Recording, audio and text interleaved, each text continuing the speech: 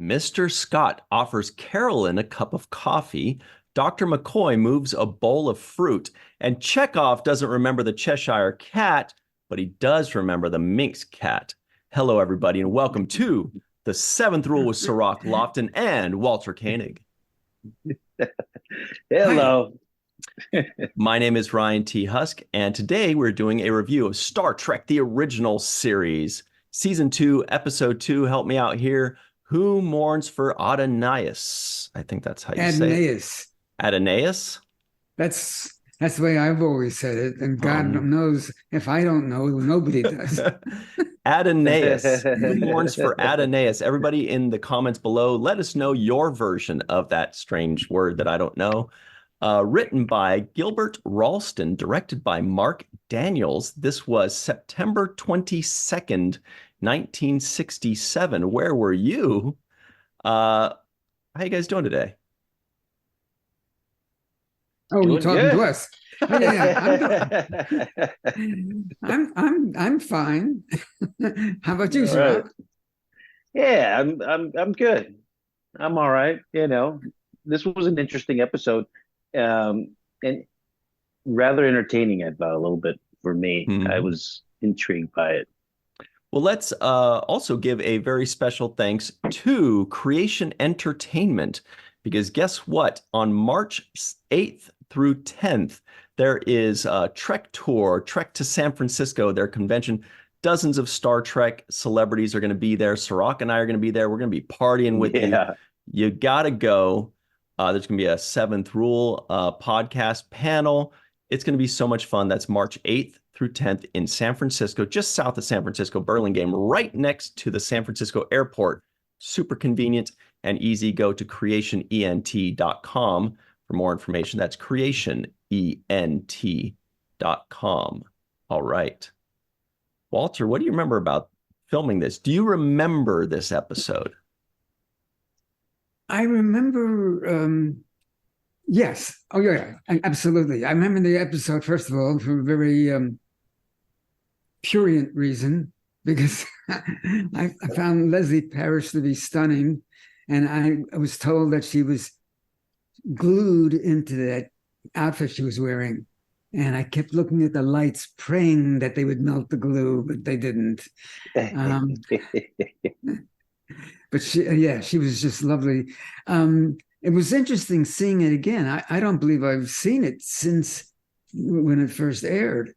I have a question that I want to ask you guys, and maybe one of your fans out there. You see Chekov initially in that first scene on the bridge, and he talks. He has a couple of lines, and then we cut away and we come back, and he's not in his chair. And for the rest of the scene on the bridge, he's not. And the camera pans back and forth, and you see the empty chair. Where did he go? I have no memory of that at all. Because you weren't there. But I guess he wasn't there. He wasn't there. That's so weird. I noticed that. I noticed that. Yeah, I noticed that too. I thought it was strange. I thought maybe he got called away for some away team kind of briefing or something. I wasn't sure exactly why you weren't there. But that something in my head said, "Oh, he got called away for some briefing on the way." Well, that's what you would do. You'd immediately, contribute an explanation. But that ain't it. I mean, no, it doesn't make sense. I mean, it's not a big deal. God knows the episode isn't about Chekov, although he had a couple of nice lines in it. Do you feel like the rest of that scene was just shot on a different day or something, or a different, maybe they just shot that one part of the scene on one day and they shot the rest of it on a different day? That's the only explanation that makes sense. That possibly is it. Because, at that point, I was a day player. I was not under contract. So if they wanted me for one day, they paid me for one day. If you're under contract, they pay you for the week. So that may have been it. They were saving money, maybe, by not having me there. Yeah. You know what jumped out to me though a little bit, Walter, was that you were 22 years old when 22. Kirk asked you. He says, Wow. I was actually 31. Yeah. okay, but you look young though. You did look super young. Yeah. But I was thinking, okay, so he's 22 years old, and I was trying to. I guess he was saying you're too young for this conversation. Yeah. Right. He's like, right. I think I'll handle this because you don't have enough experience yet. So that was one of the things that kind of I thought gave me a chuckle, and I enjoyed it a little bit. You know what's always funny about that though is anytime somebody makes a comment like, "Oh, he's 22, he's just a kid." Oh, when you're 22 years old, you're like, I am not at all too young for this kind of conversation. You are very aware of everything that's going on, or at least you think you are. So I did think that's pretty funny to note. I was still a virgin at 22. Yeah. Well, but not at 31. But he's playing 22. No, not at 31. No. Thank God he says. Yeah. But no, I think you think you're ready for everything, but there's also people that fought in the military in at that age, and they gave their life for the service for that. So there's different levels of maturation. I think it depends on your life experience, where you're at, how fast you're asked to grow up, maybe having to be the man or woman of the house at a young age, and things of that nature. Those things change you. Also having siblings and all of those things. So how you grow up it determines how fast you grow up, I think. Walter, just to set the table a bit more for us on this episode, I know these episodes were kind of shot out of order. This may have been like the 4th or 6th episode you actually shot, something like that. But do you remember going on that set and thinking, wow, this is a pretty elaborate set on the planet? Because I did notice that when it first showed it, I keep getting surprised. Like a show in the 60s didn't have a budget, but I see this and I'm like, whoa, they spent a lot of time and a lot of hours and a lot of work building up this big elaborate set. I shouldn't be surprised, but it's always surprising when I see it. Do you remember that impression? Well, I know that we used 2 sound stages. The bridge was, and the interior of the ship was, I think, stage 29, and stage 30. I may have this wrong, but stage 30 was the planet. So they were every they would shoot it on the bridge while they were building the planet, and that was a pretty much a weekly occurrence. We used 2 sound stages. Walter, you mentioned being a day player, and this is the 2nd episode. So the first 2 episodes essentially, or I don't know how long up until you become made a series regular, but not until the 3rd season. Wow. I was a day player throughout the entire 2nd season. So if they needed me for more than 1 day, then they paid me, for 2 days or 3 days. But so, I made. They got a discount on your services basically for that first season, essentially. Yeah. I mean, well, it was curious. I did more episodes than I think they anticipated because George wasn't available. So I was coming in, and more often than not, I was there more than 1 day. So I made, are you ready for this? My salary for the first season was $10,500 for the entire season. Not for one episode, but and for the 2nd season, when I was under contract, it was $11,500 because now if it was a raise.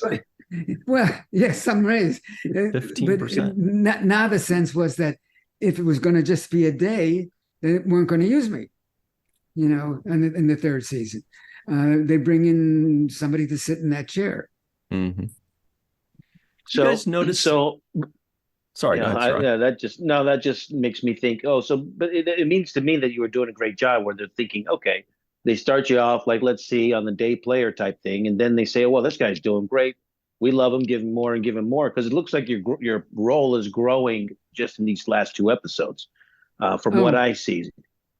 Yeah, but that's not necessarily the trajectory through the entire season. There were days when there were episodes when I had less to do. Okay. As a matter of fact, in the 3rd season, I know we're not there yet, but in the 3rd season, in the month, I think it was the month of September or the month of October, I asked to be released from the series for that month to do a play. Mm-hmm. And I did a play in Chicago and missed a couple of episodes. But I was back to saying, aye, aye, sir, because by then we already knew that we wouldn't be back for a 4th season. And the energy and the enthusiasm and the optimism was pretty much dissipated. And we were all pretty much convinced that we were done. So they let me go. So it's kind of like a lame duck season then. Yeah, I mean, lame duck season. Yeah. How far? It's not the way you want to have energy-wise for the cast when they think it's like a dead-end street. What's that? Yeah, they when they put that out in front of you and you're not going to be renewed, then it takes all the air out of your sails and makes everybody kind of slump their shoulders. Yeah, that's very much the case. Yeah. And did you notice in this episode here, we had a Lieutenant Kyle sighting? Lieutenant Kyle, I think he was in 11 original series episodes. And Cirroc, as you know, they based a character in Strange New Worlds off of Lieutenant Kyle. Remember, he was in the 1st season of Strange New Worlds, but not the 2nd. And so this was, for us as a podcast, our first time seeing him. I think he was in 4 episodes in the 1st season. He'll be in 4 or 5 or 6 in the 2nd season. He was Australian. I noticed he had lines. Yeah. He was an Australian. Yeah. I did notice kind of a strange accent on him, but I could tell he was trying to hide it, right? Like he wasn't playing it like an Australian. At first I was like, is this another Irish guy? But then I listened and then I was like, no, I don't know what it is. No, I think, and matter of fact, I think he did episodes where he didn't have any lines. He may have done 1 or 2. And another day player, then probably. Yeah. Oh, yeah. He was a transporter chief, and just called transporter chief in the credits for a few episodes as well. Let me check here. It looks like 11 episodes, 3 in the 1st season, and in all of those he was transporter chief or transporter technician. Then he was given a name in the 2nd season, Lieutenant Kyle. But then he was also called transporter chief in a couple of those. So he was in 7 episodes in this current 2nd season. And then 1 episode in the 3rd season. And that was it, as Lieutenant Kyle. So it seemed like he was like a backup engineer and transporter chief kind of guy, right? It seemed like he filled it in for Scotty when Scotty was on the planet. At least that's what it seemed like in this episode. Maybe. You mentioned earlier, Walter, Leslie Parrish. And, aside from the fact that she's incredibly beautiful and such a pleasure to look at, but she also gave a great acting performance, in my opinion, in this episode, particularly the moment toward the end where the climax happened and she had to break Apollo's heart. And I thought the way she did it was impactful for me. I thought, wow, she's so good at, ripping this god apart and showing his insecurities and touching those buttons on insecurity. What did you think about that? I thought she did very well. I think that the whole thing was kind of truncated. That arc. Of her falling in love, he falling in love with her, and then she, one speech from Captain Kirk, and she sees the light and she backs off. That was a little attenuated. You don't fall in love that fast, and you don't break up that fast. We had a show that was like, I think it was 49 minutes long, minus the commercials, and things had to happen in a hurry. So I felt that was to tell that story, and it's a more convoluted story.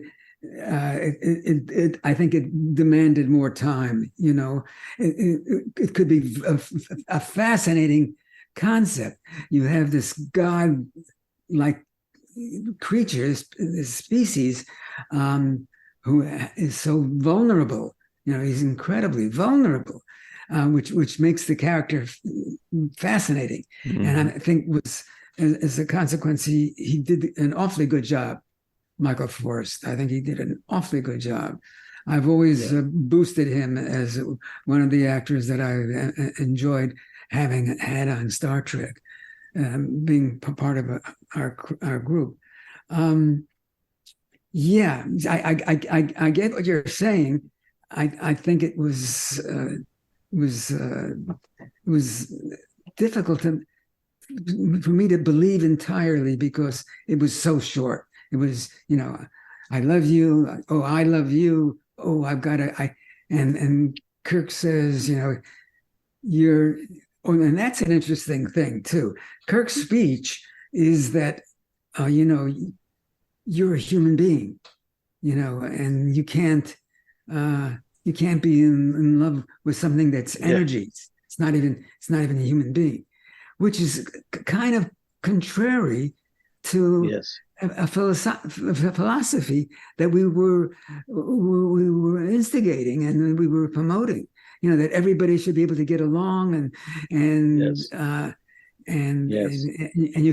you can't be in love with him because he's not us. I thought it was antithetical to what Star Trek is thematically supposed to be representing, which is this idea of exploring and pushing the boundaries and creating new life. And certainly you see mixed species individuals all the time on this show, where you see somebody who's half Klingon and half this or this and that. And so I think the idea of mixing species is part of a fundamental basis of Star Trek. It's accepting all of those diverse combinations of life that could exist. So I think that was a little bit that jumped out to me, because he mentioned in that speech you're talking about, Kirk says, remember our duty to humanity. Yeah. And I thought, do we have a duty to humanity? Like, if presented with this kind of option, if you can find love in some other species, life form, or if you can even procreate with another life form, and the genetics match up, why not? And why not celebrate that kind of love, even if it is an unusual or original, undiscovered kind of love. But I thought that wasn't a good enough argument to, you know what I mean? The better argument was, hey, we're all about to be slaves, going back to being goat herders and thrown 5,000 years back in the past, as opposed to, you have a duty to humanity. I didn't know if that was exactly the best argument. Yeah, good. I'm glad you saw that too. Yeah. At one point, I don't know whether it was Scotty or wasn't me, who says, well, what are they? What is he? And he says, energy. And that was the explanation. Energy. Right. Spock was saying energy. He's just, and Spock actually said it twice, where he said, to really reiterate, he's not flesh and bone like us. He's just energy. And I'm not sure why they put it in the script twice, to really hammer it home, almost to try to make sure that we don't pity him too much or something. I don't know what it was, but they wanted to make it very clear. It's okay. He's not like us at all, so we don't have to be nice to him or something. Or maybe it was as an explanation to the way he can shoot laser beams out of his fingers or something. But I found it interesting that they mentioned it twice. Star Trek does not usually do that. Yeah. And what about that moment when we all have our backs to him, and then we turn around and we start yelling at him and coming toward him? What was the purpose of that? It was the mockery, and they were.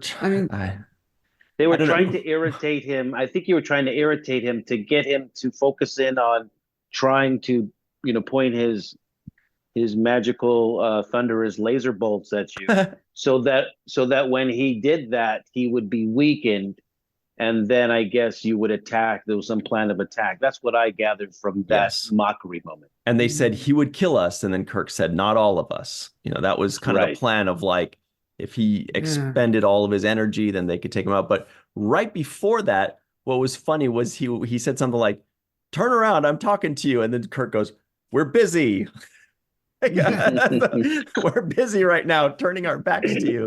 That was so funny. Well, it's like he can't hear you or something. It's like, I'm standing right here, guys. I can hear you. I have I have a giant hand clasping the Enterprise, so like listening 20 yards away is not that big of a deal. Yeah. But I think we opted for some easy ways out of things in that episode, because it is really an extraordinary concept. I like the concept, though. That's why I liked it, though. The concept. Even though some of the solutions were not the most believable, and I thought the stereotypes and the sexism was a little bit overplayed. The chauvinism was overplayed. She's all woman. One day she'll find the right man and leave on the bridge. All of that conversation was like, didn't age well for me, and it wasn't necessary to get the point across that they were trying to get, which is the ancient, to me, biblical story of the fallen angels falling in love with men or women and mating. And this is an ancient story that they're extrapolating from and turning into this particular episode, which is why I was interested in seeing how they were trying to make the arguments of this breeding and this kind of love for women by the gods, which has been kind of a thematically a long-standing theme. Right. Mm-hmm. One other sidebar here, and I'm reluctant to say this, but it's what I feel. As a rule, and you know this, Cirroc, guest directors don't bother giving directions to the regulars. They just, maybe when you were a little kid, they did, but they generally don't. They just, if they give direction at all, they focus on the guest stars, the guests in an episode. I was never given a direction, and on this episode and this particular case, I think Mark Daniels might have done more with Jimmy. I think Jimmy was a really sound, strong actor. I don't think he came off well in this. My feeling was that it was whiny, and it didn't play to his strength, and that bothered me a little bit. I always thought that Jimmy should have been given more to do in general, but in this particular episode, he needed somebody to say, be a little more sturdy, be a little bit more in control. Mm-hmm. Or maybe the director did tinker a little bit and did kind of give him a note to be a little more whatever. And then maybe that's why it didn't work as well as we're accustomed to with Jimmy, was maybe the director did say something. Well, it's very kind of you, but no. But no chance of that. I was there. Okay. I was so there. You recall specifically there. Okay, that's great. Well, we got to jump to our break very quickly. There's so much more to discuss on the original Ancient Aliens story and theory here. Also, I'd love to talk more about Michael Forrest, great guy, still around, still with us. Everybody stick around. We will be. And by the way, I also looked up the pronunciation of this title. And we'll get back into that in just a minute. Let's just say we'll be right back. Hey, everybody, welcome back to the Seventh Rule with Cirroc, Lofton, and Mr. Chekov himself, Walter Koenig. So here are the trivioids of the week. Mr. Scott offers Carolyn a cup of coffee. Mr. Spock thinks Pollux 4 is quite ordinary. Captain Kirk has the same fire as Agamemnon, Hector, and Odysseus. Spock is much like Pan. Mr. Scott is a stiff-necked thistlehead. Dr. McCoy moved a bowl of fruit. Spock has been contaminating Chekov. Chekov doesn't remember the Cheshire Cat, but he does remember the Minx Cat. And Lieutenant Uhura is connecting the bypass circuit. I think that's what that was. She was just like zapping things. So I have another one. What is it? I have another one. That box that I was carrying around, that was a tricorder, right? Yeah. I had no idea what it was supposed to do.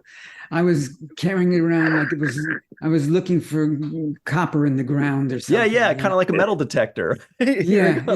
I had no idea. And in fact, somebody at some point, it may have been after the show had been shot, but came up to me and said, you don't know what you're doing with that box, do you? And I said, I have no idea. Did you tell them it's not real? Nobody knows what to do with it? It's a prop? I guess it had a purpose, but as far as I was concerned. So the titular character, I don't know if this is the titular character or what exactly that means, but I always called it Adonais. That's what it looks like it's pronounced. You do it. Oh, I can see where you're going. But then somebody corrected me. You're letting me down easy. No, but then somebody corrected me and said it's Adonais. And I'm like, are you sure? I always called it Adonais, or it looks like that. Nope, it's Adonais. Okay.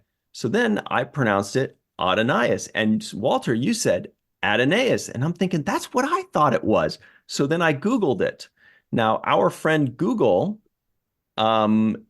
said in one thing, it said it's pronounced just like Adonis.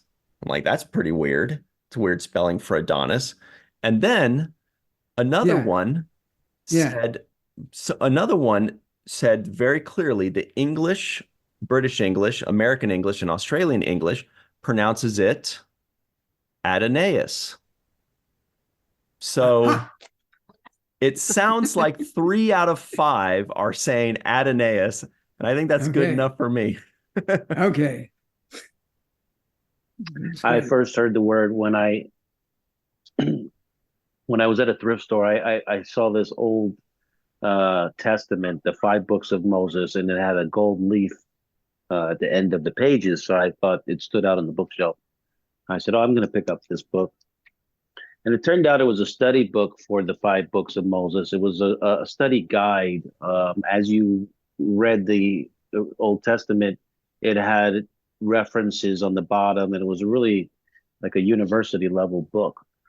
And as I read it, it had the first mention of Adonai.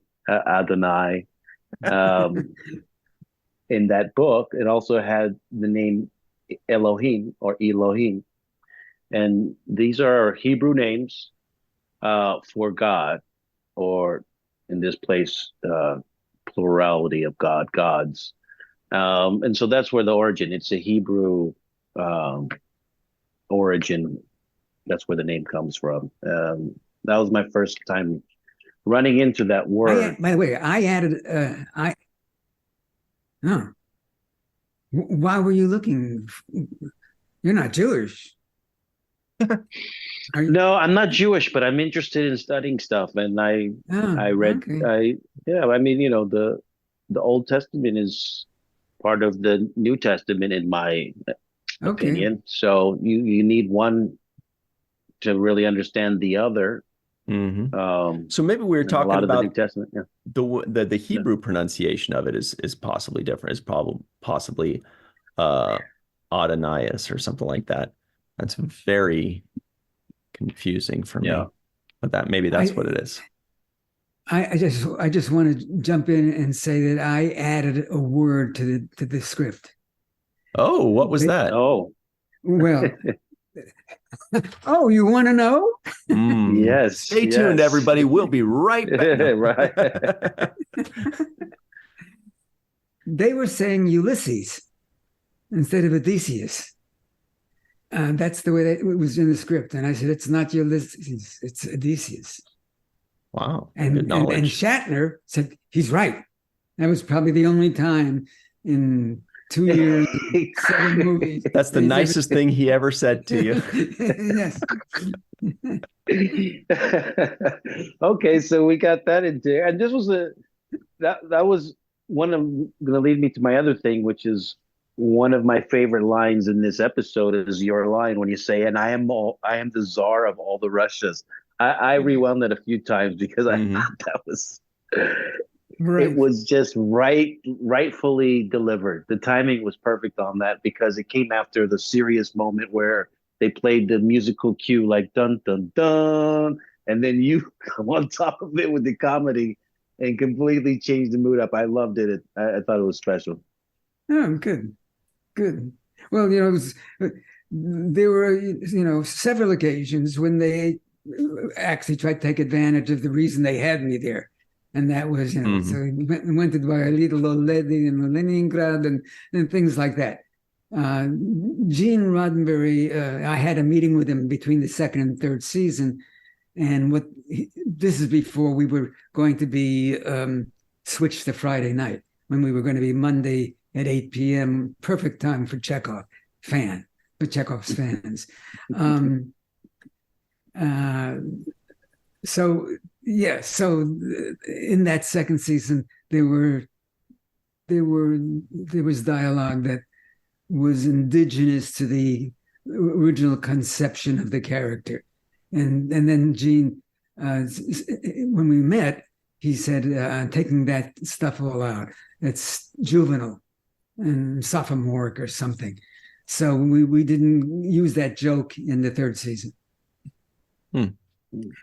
This is the reason why you guys have me here, for these extraordinarily profound moments that actually, yes. You mean things that literally nobody else on the planet could ever tell us? Yeah. Yes, that's exactly why. Yeah. Amazing. But you touched on the music, Cirroc. Man, that music score was unbelievable. It felt like I was watching a movie.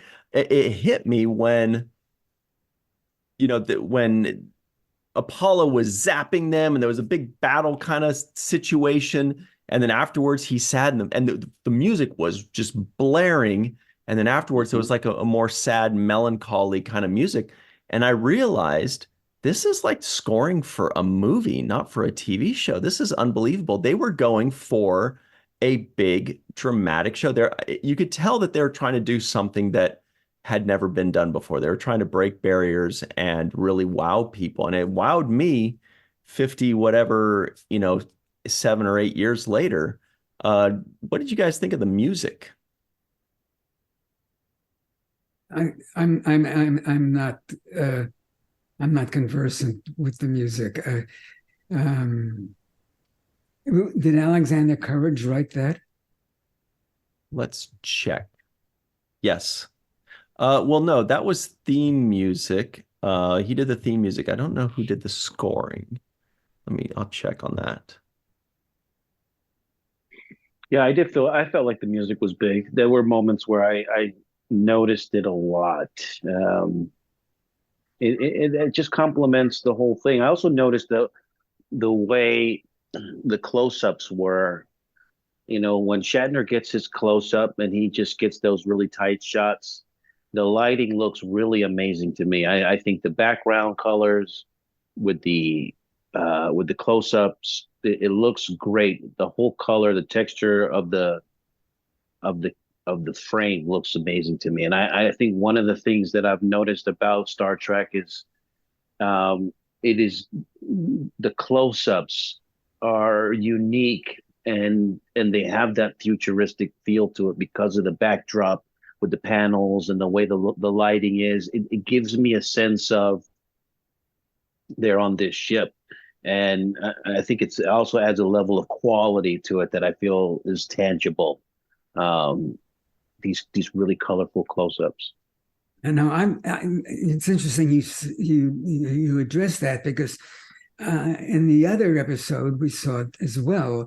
When they came close on the woman, they soften it like they do in movies. Very much. Like they did in movies. And this is a case of gilding the lily, because Leslie Parrish didn't need to have her close-up soften. I mean, she was extraordinarily attractive in any case. But I noticed that we did that on Star Trek, and I'm not sure the other series at the time were doing that.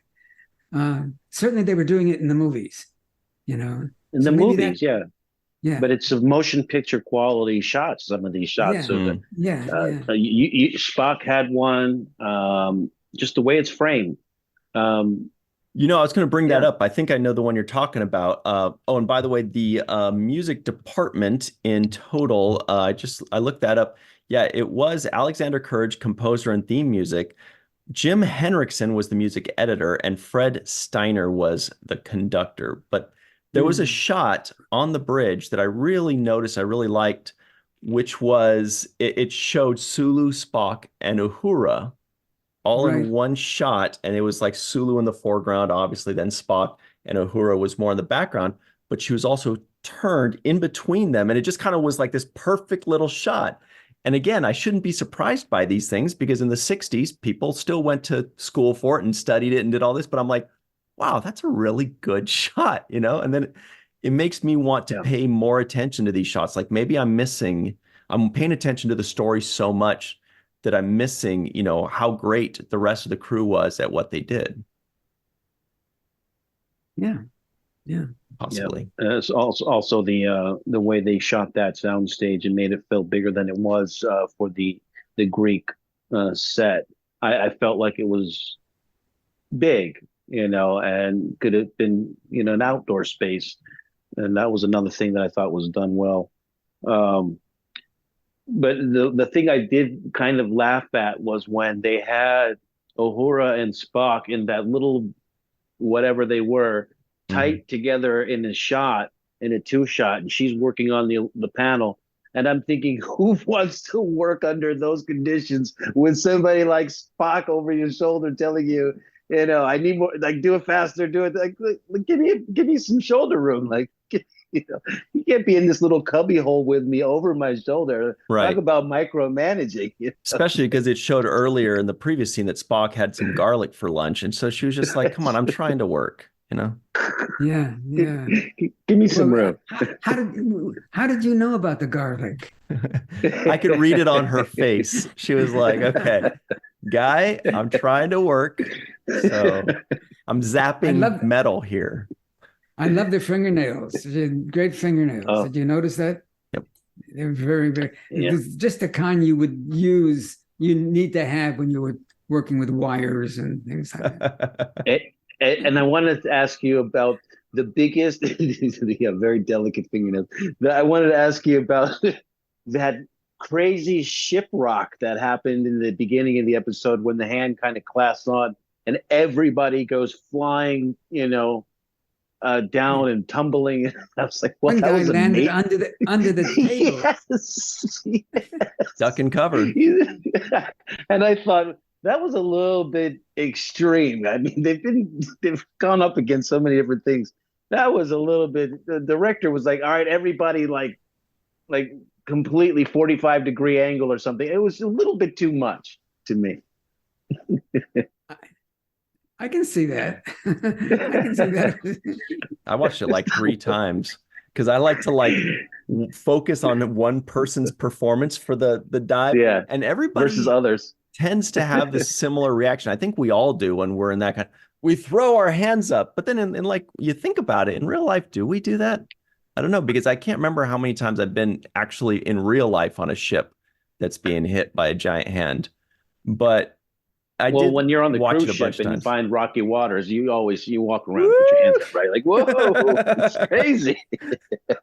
Losing my balance. Do you guys know who Katharine Hepburn was? Mm-hmm. Yeah, of course. Yeah. You both do, right? Yes. So this is totally a total digression from what we're talking about, but it's the moment is appropriate. When we were doing Star Trek IV and we were on the Bird of Prey, and by then they had put motors under our chairs, so we weren't just going like this. We had actual motors.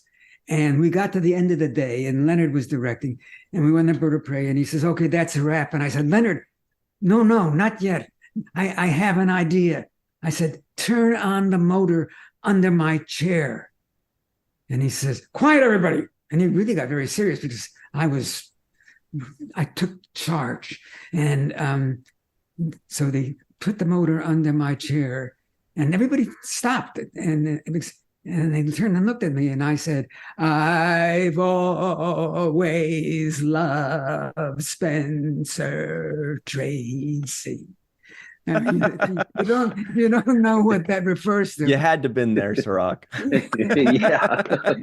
Katharine Hepburn, later in life, had that vibrato thing going on. Okay. How did the crew react to that? They didn't like it. I bet they loved it. Shatner laughed. Leonard was incredibly pissed. That's what I'm saying. He was very upset because he shushed everybody, and he's like, "That's 11 seconds I'll never get back. How dare you?" Yeah. Oh, Walter, you set him up. That was a good one. That was a good setup. Yeah. I thought the guy who was in this also did a great job, though. There was like when he played that angry, when he got the angry face when he realized he was rejected at the end. Mm-hmm. There was a lot in his face as well. Yeah.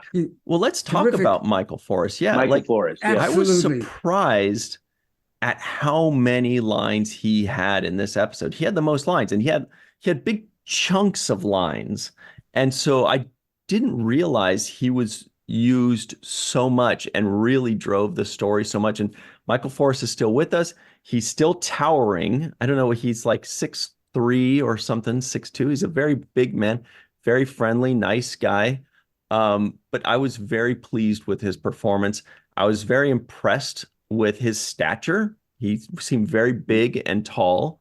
What do you remember about him, Walter? Well, I know for one thing that he was Shakespeare trained.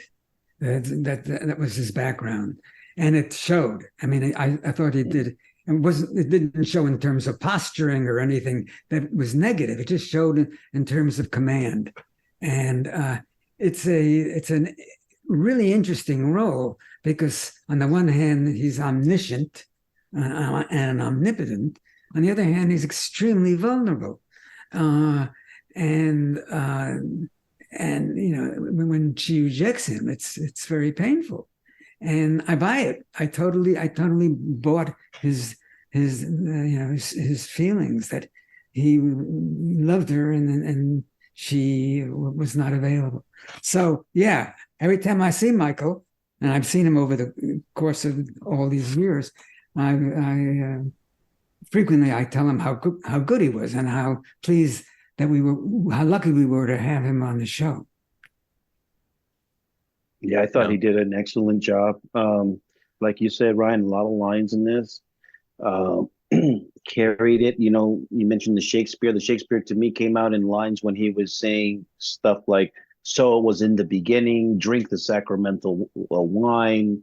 There shall be the music of the pipes." The way he was delivering that was, like you said, full command of the his voice and of his presence. Right. But to me, one of the greatest moments in this episode that I just had, sorry, that I was finding myself laughing at over and over again, was when Kirk finally gave the message to her that you need to do this for humanity and you got to reject him for the benefit of us. And she goes back to him and she says, that scene opens up with the two of them. And she says, yeah, so tell me about your evolutionary patterns and social development. And he's like, my what?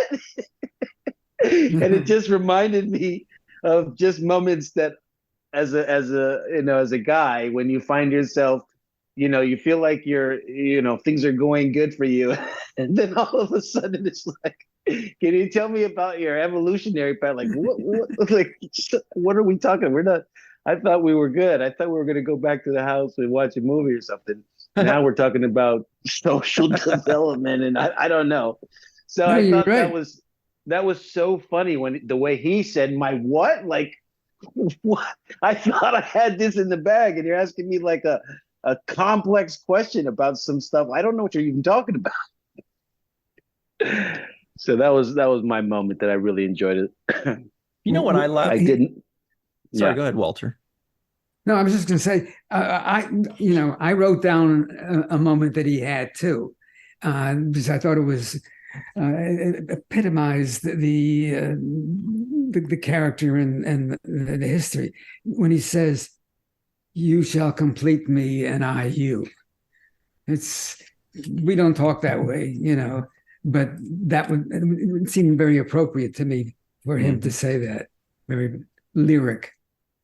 Yeah, I love Greek mythology. I've always been fascinated with it. I think it's really, an important study for kids and adults to have, because it's kind of like one of the birthplaces of storytelling, of civilization, of, obviously mythology. It comes from all around the world, but that's certainly one of the big ones. And there are a lot of lessons to be learned and a lot of silly stories to scoff at.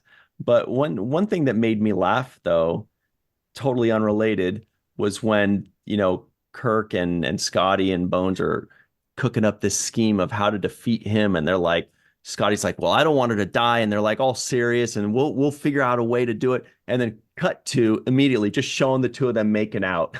Like, there's like that dichotomy of like, we got to kill him. Well, we don't want to kill her too. How do we do it? Cut to they're just sucking face so hard. That was a good moment.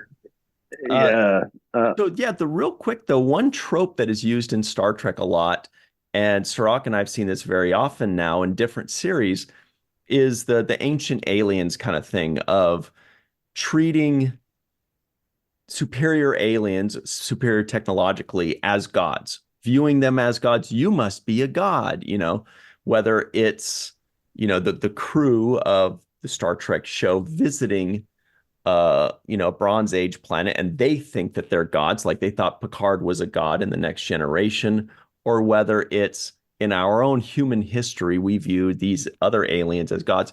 But this is something that's been used at least once in every Star Trek series, and now we're seeing that this is probably the first one. This was the original of those, and now it's a trope. It's a very interesting storyline. Yeah, it's a very ambitious idea. This episode, I think, was a very ambitious idea because it involves myth and it involves history and it involves the sense of a god creature. It's my complaint is we needed another 10 minutes to tell this story. That's the way I feel. To get into the intensity of that relationship between Adonais, between Apollo and Leslie Parrish's, and multiple days. Like, it would have been nice if we saw 2 or 3 days, because it is, as we've mentioned before, it's really hard to believe people falling in love that quickly and falling out of love. Yeah. But if you give it 2 or 3 more days, it's still far-fetched, but at least there's a passing of time. There's sleeping on it and having a change of mind. There's all these kind of things. And I did find myself thinking, is this all in one day? It seems like it's all done in one afternoon, right? Yeah, it was. It was. Yeah, and I wanted to circle back to what you were saying, Ryan, about this trope or this idea that Star Trek recycles in different ways in different characters, but it's something that we see frequently. To me, this actually is similar in some ways to the Q character, because in that same banter between Q and Picard, you end up finding out about humanity and what we think. It reveals more about us than it does about the character itself. And I think even with Q, it was putting Picard on trial, and Picard's, defending humanity, and the decisions we've made throughout time, and also talking about the evolution we've made. And in this episode, again, we had this defense of humanity that Kirk was doing, and talking about the evolution that we've made in the 5,000 years since Apollo was, first made his presence on Earth. So that to me was a theme that was good and well delivered. There was also moments that I liked. Kirk Shatner, I thought, did a great job in certain moments. When he got upset and he says she's doing her job and you should be doing yours, and kind of put his foot down in that moment. I liked that emotion. I liked the way he delivered that. And the other moment that I liked was when Sulu has a scene with Spock. And he says, the whole planet, sir? And Spock gives him this look like, Yeah. What the hell do you think? And he says, okay, yes, yeah, the whole planet. I just loved that little moment. I thought it was, good for both actors. Just Spock being Spock and saying, I'm not playing any games. Don't make me repeat myself. And Sulu, like, having that, that moment where he's like, okay, let me just get this over with. Well, on that note, everybody, let's get to the home run of the episode. This is a toughie today. What do you think, Cirroc? Who gets the home run of today's episode? Well, I just want to give a shout out. I don't know if you mentioned Gilbert Ralston, who wrote the episode. I wanted to just give Gilbert a shout out because, very good episode. It inspires a lot of thought, and it's thought provoking. So that's one. But I'm going to give the home run to Apollo, Michael Forrest. Carried the episode. It's not easy as a guest star to come in and do such a great job and carry an episode with as many or more lines than your lead on the show. So in that case, I would say I give him the A+ home run. What about you, Walter? I agree. There was, in fact, I could even get more focused. There were moments that I thought were exceptional.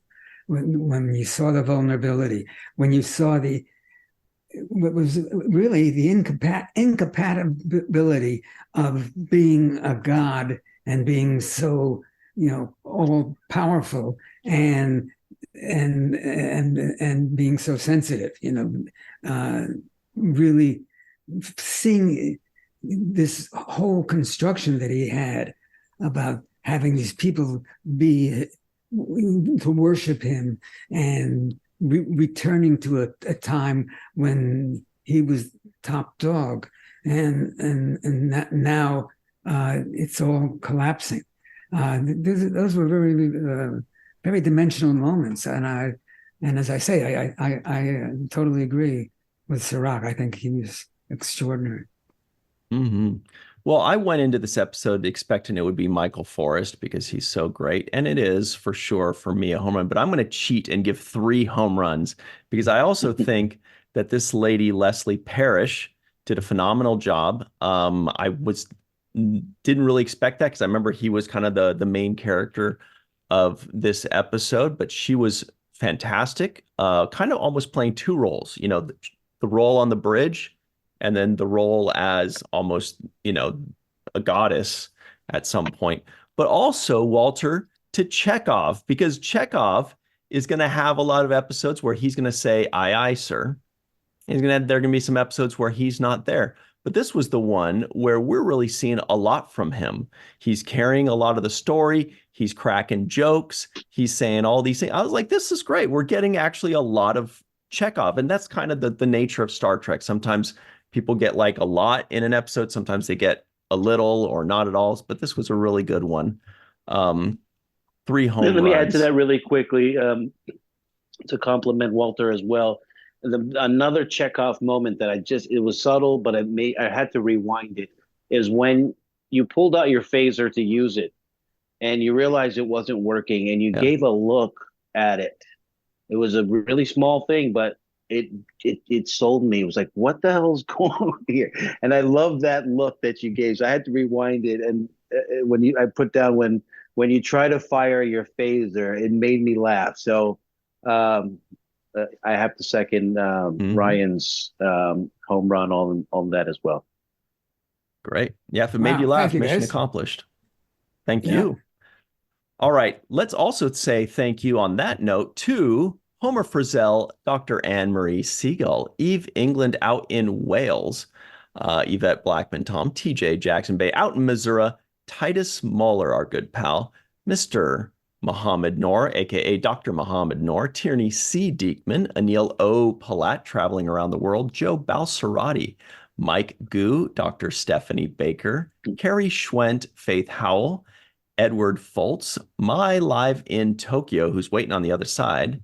You'll see her in a moment. The Matt Boardman, Chris McGee, Justin Weir, Jake Barrett, Henry Unger, Allyson Leach-Heid, Julie Manisfee, Marcia Classic Schreier, she likes the original series, Greg K. Wickstrom from Hawaii, Jed Thompson, Dr. Susan V. Gruner, Glenn Iverson, Dave Gregory, Tim Baum, and of course, the guy that's going to know how to pronounce that title, Jason Okun, hopefully. All right, everybody, we will be right back. Stick around.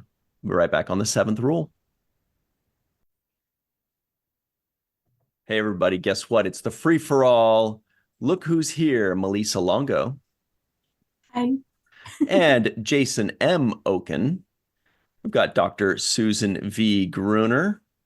One of these days, she's going to show off the Grace Lee Whitney goodies that she has in her closet somewhere. Homer Frizzell is out in New York somewhere, probably. Allyson Leach-Heid is here. Cool Uhura shirt. And yeah, you can get that at Walk in Art made by Melissa on the Introverted Republic. Same as what Maya's wearing out in Tokyo. As in same website. Marcia Classic Schreier. We've got Chris McGee modeling a 7th Rule hooded sweatshirt that you can get at the link in the description box below. Carrie Schwent is ready for a toga party. Glenn Iverson will probably say something funny. He's out in the Vegas sector. Tierney C. Dieckmann, a.k.a. the Borg Queen, is here. And Gold to Scott Jensen. He's going to do it. Let's get into this. Jake Sisko guesses the IMDb score. I'm going to say a 7-7. Does anybody else have any guesses without It's actually a knowing? 10. I'm going to guess 7-6. Look this time. I'm assuming that it should be a 10, but I'm going to say 8. 7-8? 7-8 maybe? 7-8. I think so. I like 7-8. Walter, this is everybody on IMDb, the International Movie Database. People are able to vote or, make their numbers, whatever it is. So we're guessing what that average is from all the people around the world that have voted on this episode. And you will know that? Yeah, we got the answer here. Oh, I'm going 8-7. Wow. Before I checked, my guess was 7-8, but it's actually a 7.1. What? That's a trend. I know. That's way too low. Wow. That's too low. It's a typo. That's way too low. Typo. All right. Did we hear any non-appearance mentions in this one? I didn't. Nor Oh, I. the What does Greek that mean? gods.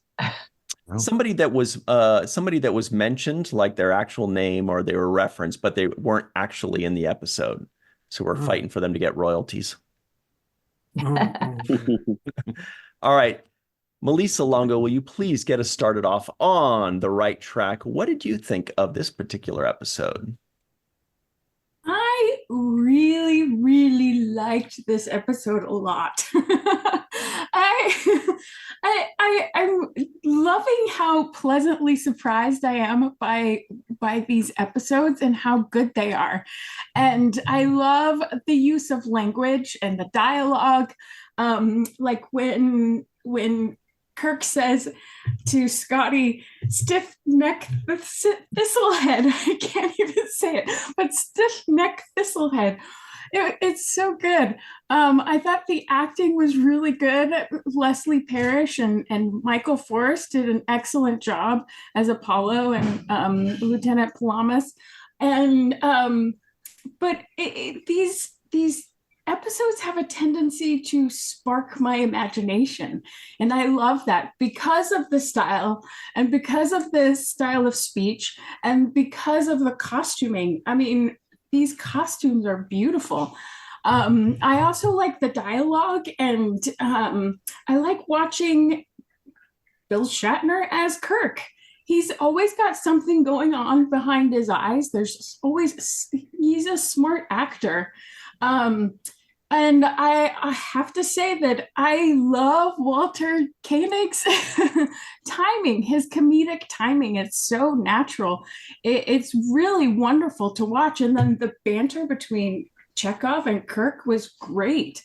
Overall, I really enjoyed this episode, and I could go on, but yeah, 90 seconds. Great stuff there, Lisa. Sounds like you're enjoying the heck out of the original series, as am I so far. Jason M. Okun, we need to convert him. He doesn't seem like an original series fan. What did you think of this one? Didn't like it at all.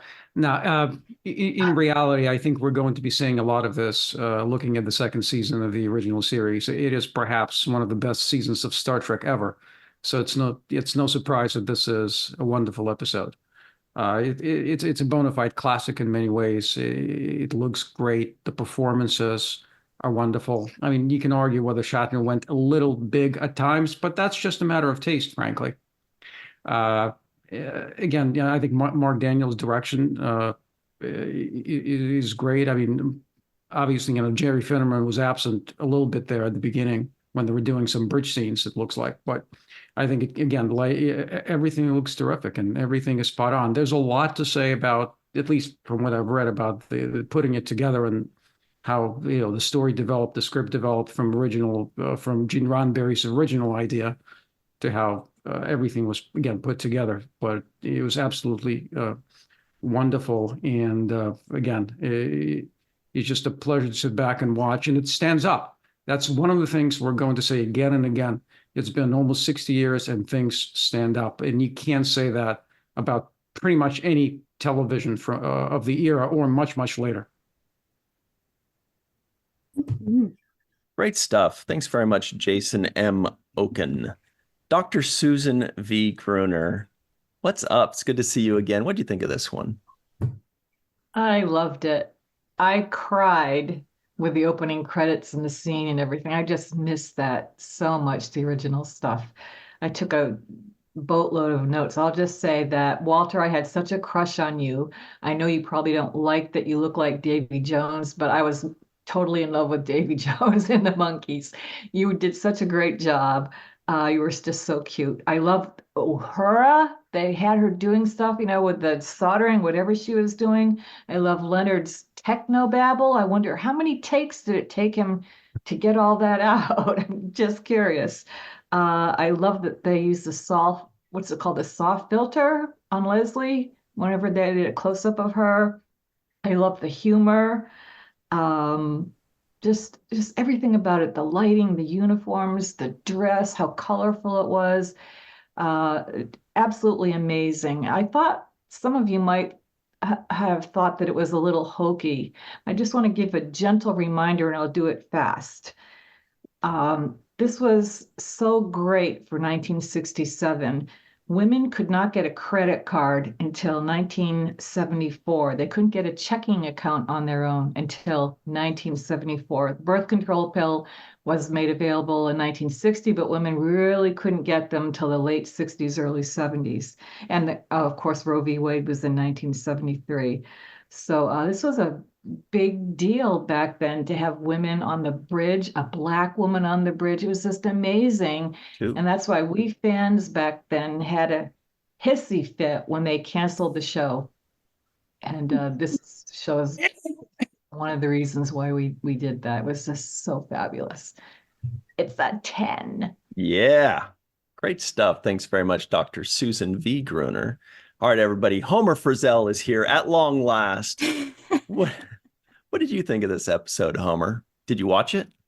I watched it. And it was very different it wasn't very different than I remembered it. The main stuff still happened. I had forgotten there was that scene at the beginning about losing an officer. So that part, I'll let others maybe talk about that. I just wanted to kind of throw out that, if you discover that mythology that helped to shape the world was based on aliens, do you share that with folks back home? And if you do, then what do they end up doing with all of the statues that they have? Like, what are the repercussions of that? Like, what's the choice that they should make?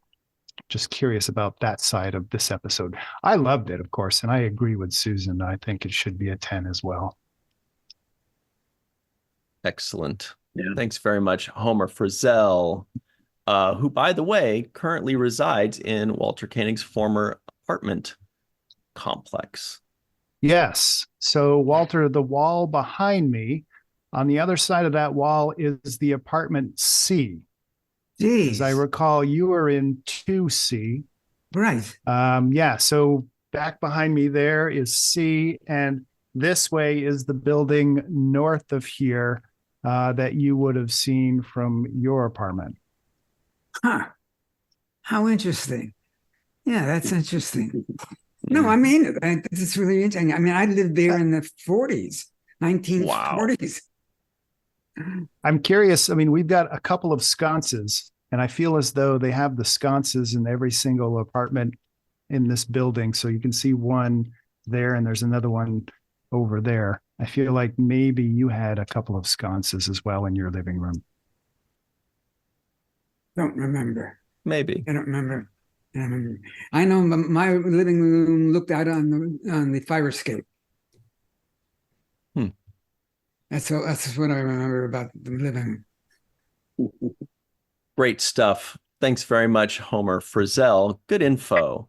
Allyson Leach-Heid is here. What is up, Allyson? What do you think of this episode? And welcome, Joe Balsarotti. So good to see you. I really like this episode. It's not surprising. It's a ton of fun, great humor. It's fast-paced. It's easy to watch. I didn't particularly like the first scene, the teaser, losing an officer. I'm like, she can get married and still serve. But that's a sign of the times. So we don't feel that way now, but it is great to see how much we've progressed in that. And my favorite is Nichelle in this entire episode. I thought she had so much. She was calm, she was controlled, and I could listen to her voice for the rest of my life and be very, very happy. So she is my high point of this episode. And personally, if I suddenly went from being in my uniform to a very, very elegantly draped pink dress, I'd probably be a little upset. Even if I was highly attracted to the being who just did it, I'd still be upset about that. And that's more than a bare bow arm that he gave her too. So, but again, it's great. All the colors are so much fun. I know they did all that popping to make it stand out in black and white, and it makes it super visually interesting to watch now, keeping that in mind. So I really like this one.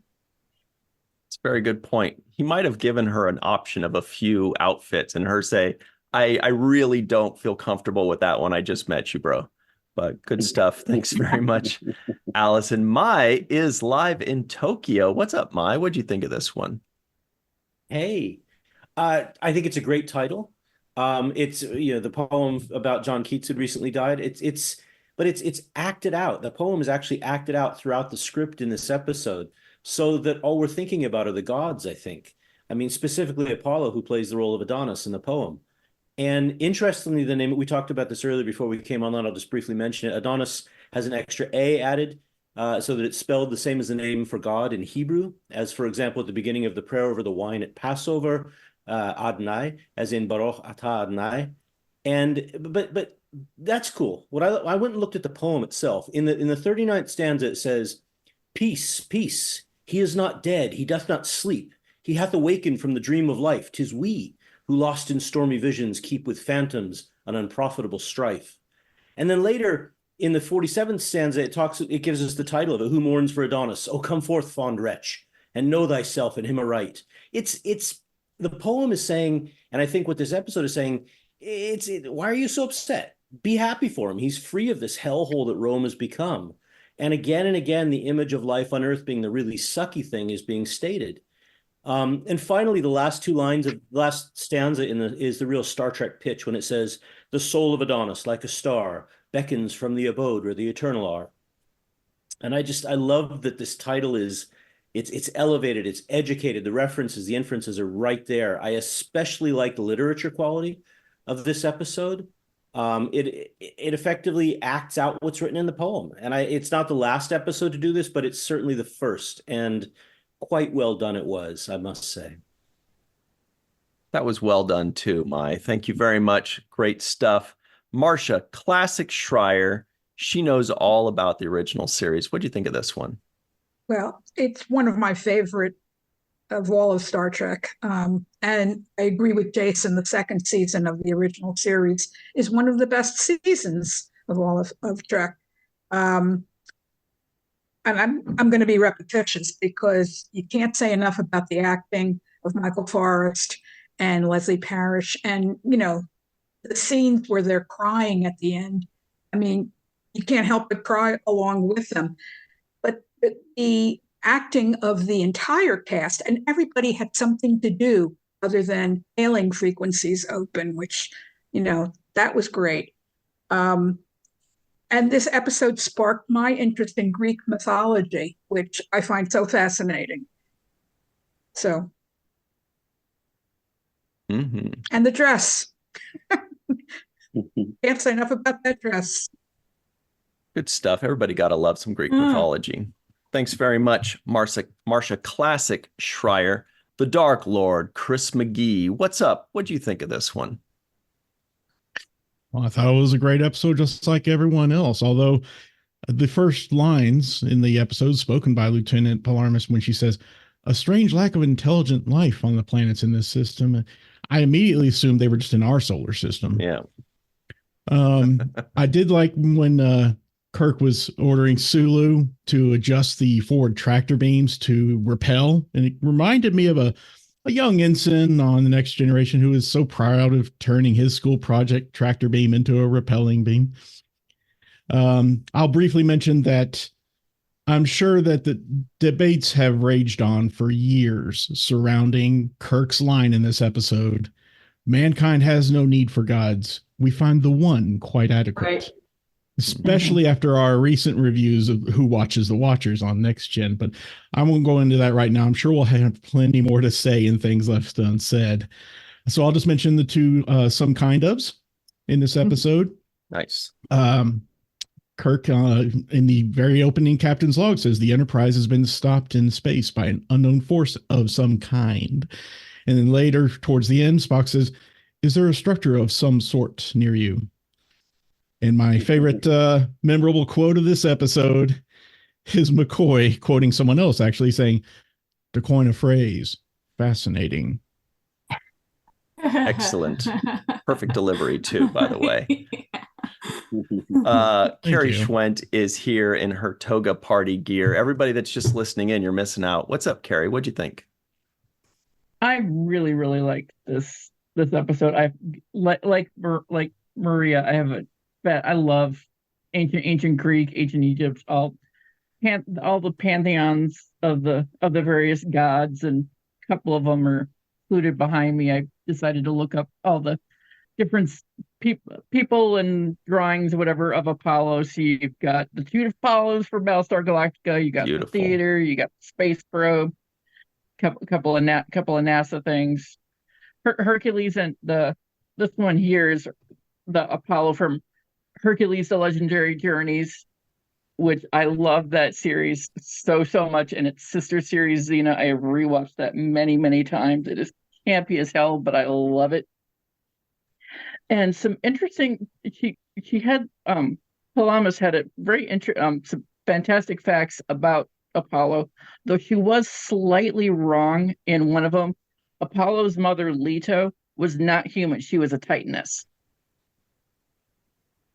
And yeah, I confirmed that from a couple of sources. A fantastic YouTube channel that has some great info on it.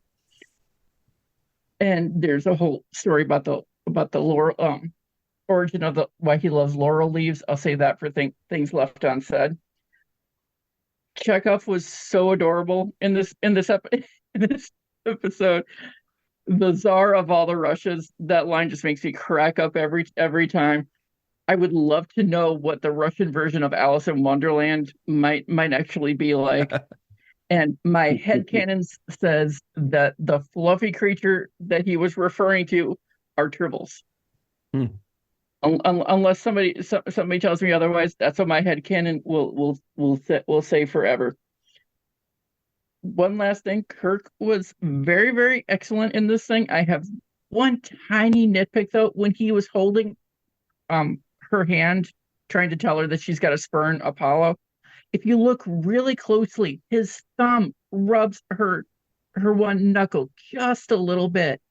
I don't know if he realized he was doing it or why he did it, but after the last TNG episode, it had me just a little bit uncomfortable. But neither one of them said anything. You couldn't see anything in their faces, so maybe it was inadvertent.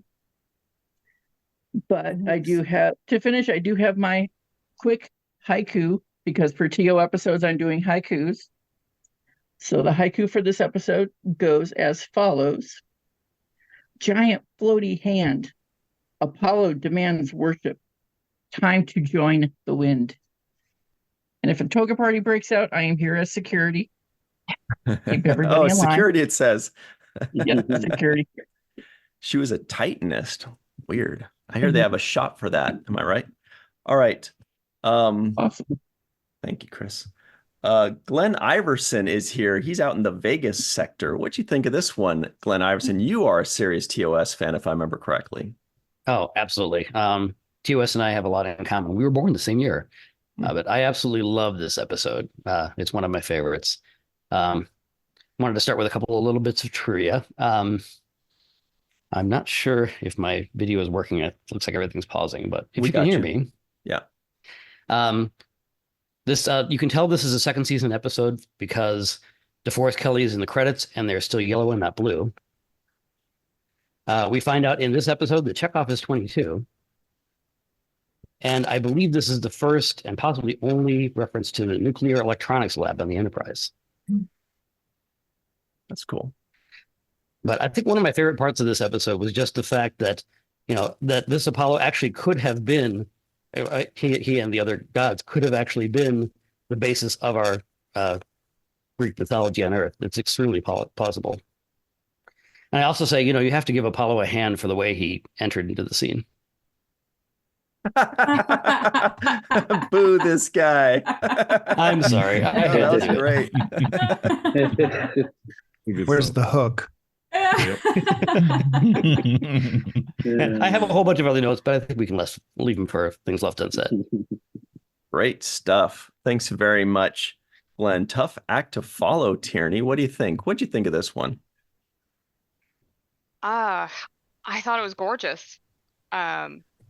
Truly, it just in many aspects, beautiful episode.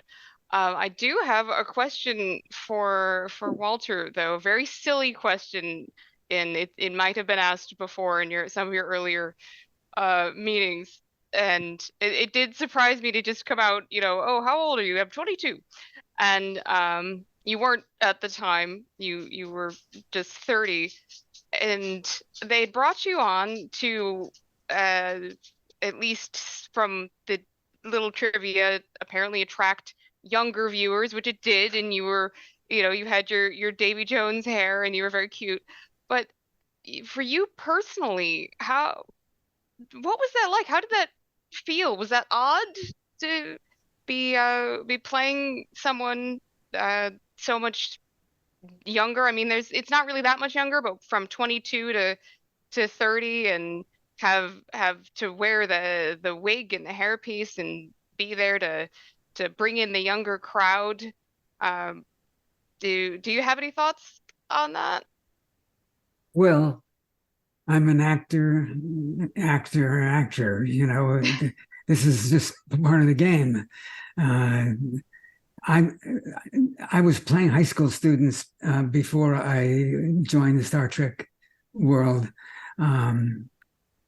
I'm short, and I had a young face, and that was just the name of the game. You go along with what's there, and you assume that there are going to be situations and characters you'll play that you might not represent in your real life in any viable manner, but this is what you do because you're an actor.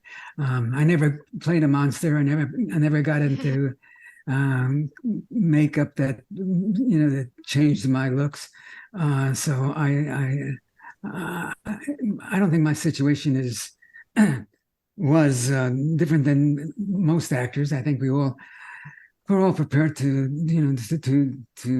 play people that appear to be different from us. I think the essential thing is that you try to find in yourself what is in the character, that you don't pretend, but you dig for it. You find what is viable, what you can relate to, what feels comfortable, so that it's not pretending, it's living. I mean, it sounds pretentious, but that's truly the way I approach an acting role. So playing a character that I'm 10 years older than doesn't give me pause. It doesn't bring up any hurdles or feelings or anything that would be difficult for me to deal with. No. Thank you. I appreciate that. Excellent. Great Very stuff. nice. Thanks very much for that. All right, everybody, the moment you've been waiting for, Joe Balsarotti. It's so good to see you again. One of our favorite humans ever has graced us with his presence because he loves this episode, right? What'd you think of this one? I like all the original. That's my thing. And don't say that too loud when Lolita Fangio's around. But but I think this is one of the classic episodes. For a variety of reasons, and it's showing how far humanity came, but it's showing the ways we haven't come forward, and it's also the power of the alien versus the power of ingenuity. So I think from all kinds of levels that this is just one of the classics. Most of the original series would be considered classic at this point, but this certainly is in the top 10 of those that made Star Trek what it is. Mm-hmm. I just wonder how many shows today would attempt an episode like this, a story like this. I don't think we have that kind of boldness. stick to what is familiar and what's comfortable and what is easy to relate to. But this shows, an adventurous spirit, certainly on the part of the writer and whoever collaborated on the story with him. By the way, everybody, notice Joe Balsarotti has a Route 66 in his background, or is it the year that Star Trek, the original series, first aired? It's whatever you want it to be. Yes. All right. That's also Scott Jensen's pickup line. What's up, Guldu Scott Jensen? That's right. What did you think of this episode? Excellent episode. I can reiterate everything that everybody has said, obviously. But what I found striking once again about this is I love the way that Kirk was such a great teacher, how he was asking questions to Chekov, as well as giving him a chance to prove himself at the same time. I think that is a extremely important quality for a leader to have. And I love that it was definitely shown very clearly there, because Chekov came up with great ideas. And I mean, at that point, he would joke about him being 22. And I feel like the older I get, the more laughable it is to ask people how old they are and when they answer with stuff like that. A lot of coworkers I do the same thing with, but I definitely loved that. I loved that we got a lot of time where Kirk and McCoy were together without Spock. I am a very, very boisterous lover of Dr. McCoy. He's probably my favorite character in all of Star Trek. And I love when there is a chance for him and Jim to talk to each other without it kind of being a back and forth between Bones and Spock, which tends to slip in there a lot. And then lastly, my favorite part, and I had to write this down because this entire episode reminds me of one of my favorite sci-fi writers of all time, Arthur C. Clarke, once said, "Any sufficiently advanced technology is indistinguishable from magic." And I thought that this was so great that this kind of bared that whole point out, is that given enough time, we catch up to a lot of unknowns, and there are more unknowns always, but it is definitely a very forward-thinking message to show and to iterate right in front of us. So yes, absolutely loved the entirety of all of it entirely. Beautifully said. And cool shirt. That looks like an Abyssinian kiosk shirt made by Cirroc's sister. Jake's final take. Cirroc, what do you think? Final thoughts?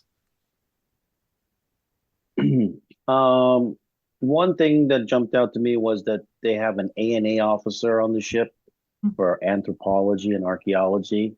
I don't remember that being brought up again, an A&A officer. Maybe you guys know better, but it was a good, interesting title, jumped out to me. That fruit basket that was on that table that was just annoying McCoy. He had to pull it down. Like, he was like, "Get this thing out of the shot, put it next to me." And I just thought that was hilarious, that this fruit basket, nobody wanted to bite of the fruits. Nobody wanted to eat some grapes or anything. They just like, "Get this thing out of here." That was funny to me. I actually drew a picture of it. And then now we have to see it. Oh, yeah, this is the fruit basket right here. There it is. See, the annoying fruit basket. Nice. Annoying fruit basket. Yeah. Has to add annoying to it. And I was also thinking that I wanted to see that harp get played. It was just sitting there in the background right below his chair. And I was just thinking, somebody going to play that harp? Will we get to hear that harp? Reminds me of another biblical theme of David's harp. And then my last thing that I wanted to mention was, the spreading onto the wind until only the wind remained. That reminded me of one of the main climax moments in the book, The Alchemist, where Santiago has to essentially turn into the wind. So yeah, I thought that was another callback moment for me. I enjoyed it as well. So this was layered with a lot of the themes that I liked. Of course, the chauvinism and the sexism was a little bit blaring for me, and that was one of the takeaways that I disliked about it. The line, "You seem wise for a woman," was like, just bothered me. So, but other than that, I think thematically, the religious themes were really hit home for me, and just creates the kind of thinking, just allows you to think about things. And I think that's what I really love about Star Trek. It just inspires that thought inside of you that makes you question things, think about things, research things.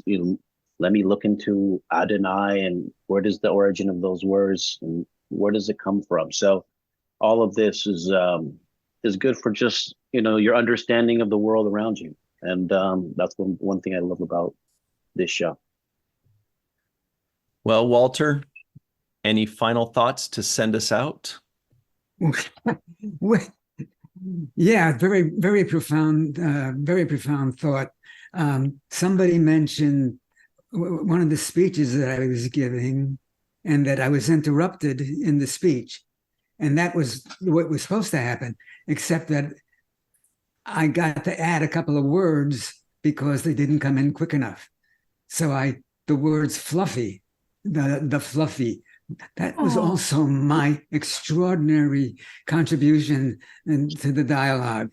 I added that because I was waiting to be interrupted. I think that's a writer credit. Oh, it is a too. Yeah. In fact, I understand, and I don't know this for a fact, but I understand that Joe Biden is having a marble statue cut that will have the words "the fluffy" on it, and it's going to be outside the what? You don't believe me? No. We're here for it. I started in the beginning. I was following you up until I realized, wait a minute. I'm still along for the journey. Yeah, and he's holding a treble in his hand. Yes. Well, great stuff, everybody. Thanks very much to Melissa, Jason, Sue, Homer, Allison, Marcia Classic, Chris, Carrie, Glenn, Tierney, Scott, and Joe Balsarotti. For myself, Cirroc, Aaron Eisenberg, for Walter Koenig, aka the Fluff Master, and Melissa Longo. Thank you all very much for hanging out with us. And until next time, always remember the seventh rule.